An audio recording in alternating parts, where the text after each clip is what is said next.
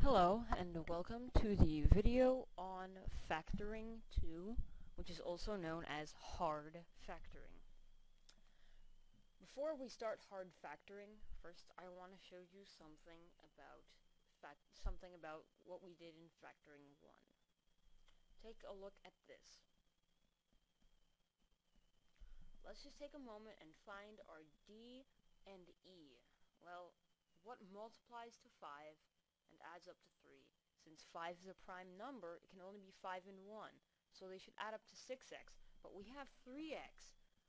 So if you can't factor a quadratic trinomial, you say that it is prime.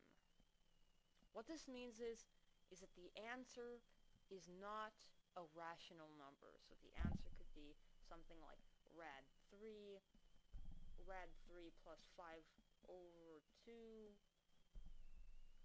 5 plus rad 2 over 3, and so on and so forth. Just those kinds that have radicals. That means the answer, one of the roots is a radical. Okay, and now I will begin my presentation on hard factoring. Okay, so let's say we have the problem negative 6x squared minus x plus 2 is equal to 0. First of all, let's divide everything by a negative 1. Because if you divide each term by negative 1, so minus 1, divided by minus 1, divided by minus 1. So what is negative 6x squared divided by? Well, that's 6x squared. Negative x divided by negative 1 is just x. Plus 2 divided by negative 1 is just minus 2. And 0 divided by anything except for 0 is just a 0. Now the following thing I'm going to do may seem a little bit strange at first, and it's kind of hard to explain before I do an example, and then I'll explain a little bit more. I mean, it's pretty hard. So,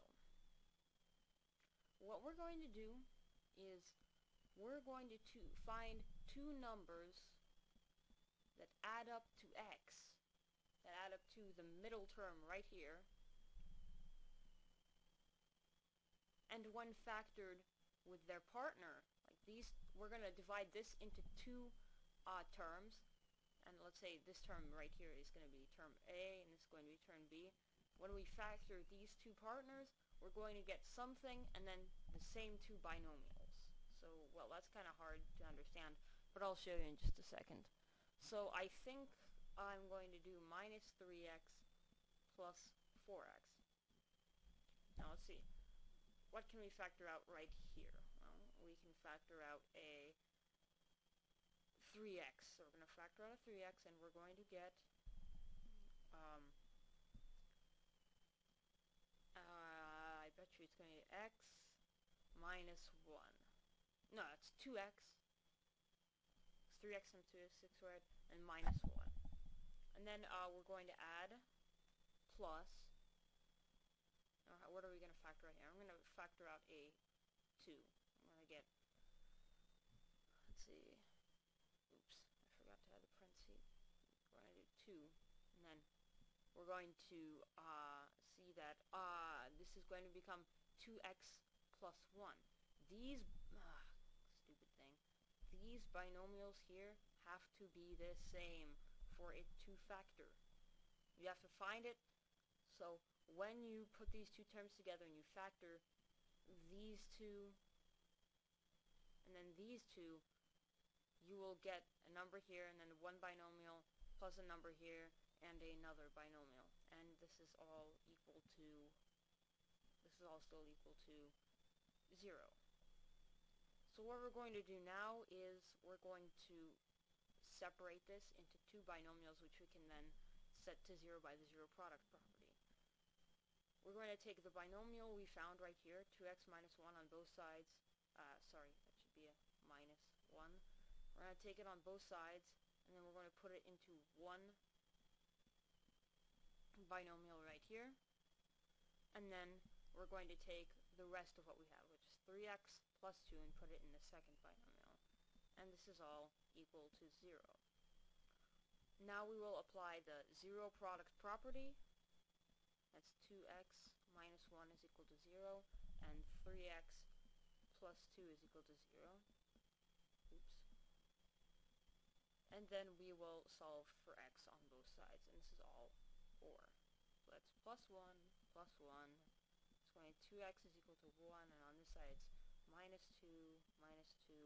Side 3x is equal to negative 2. And that means that x here is going to equal 1/2, and x is going to equal negative 2/3 as well. And then we can just put that into the correct form and say x is equal to 1/2 or, mathematical or, that means and or, negative 2/3. And then, so that is our answer in the end. This beautiful thing right here. I'm going to do one more example, and you might notice something strange about this one. 3x squared, minus 17x plus 13. Well, since we have to factor with this, that means that it either has to be a multiple of probably has to be a multiple of 13. Yeah, has to be a multiple of 13. Now, let's take a look at it.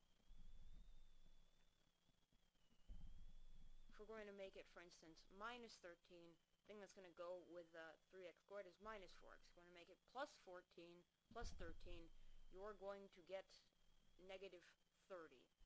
And those don't factor because, oops, that wasn't supposed to happen.